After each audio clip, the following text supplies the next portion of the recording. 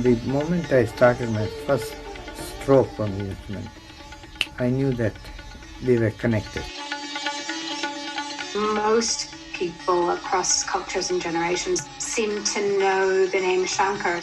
There definitely were decades where he was the household Indian name that was putting India on the map culturally, artistically.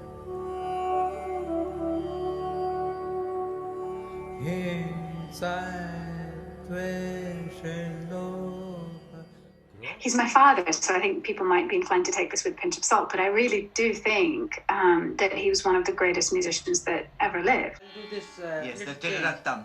Pa pa pa pa. Like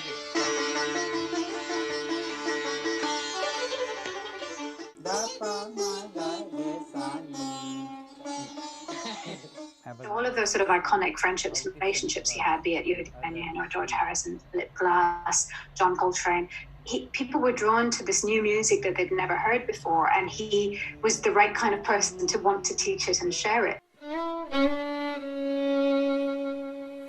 not so long. Da da da da da da.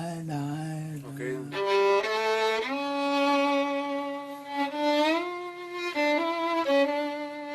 My father was known for being unbelievably deeply well versed in the ragas. Like his knowledge of the ragas and their details, their permutations, our melody forms was unmatched.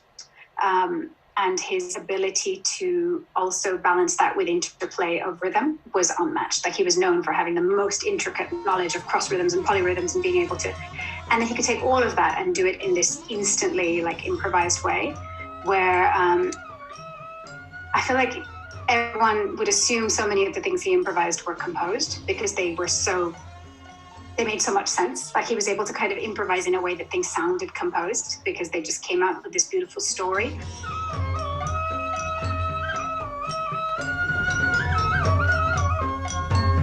So the 7th of April is my father's centenary. It would have been his 100th birthday. And we were going to be kicking off a whole series of worldwide gala premieres and concerts and events.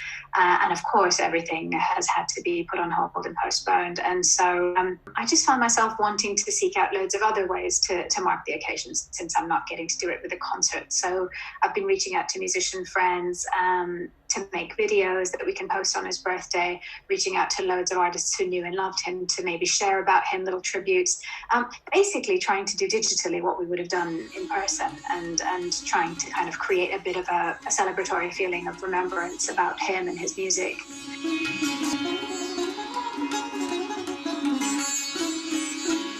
Was hugely influenced by listening to my father's music, but then of course I play the same instrument as him and I learned from him. Even my brain as a composer being shaped by years of learning from him, so I think it's very, very central in my musicianship. And Anoushka, she's blessed with such talent.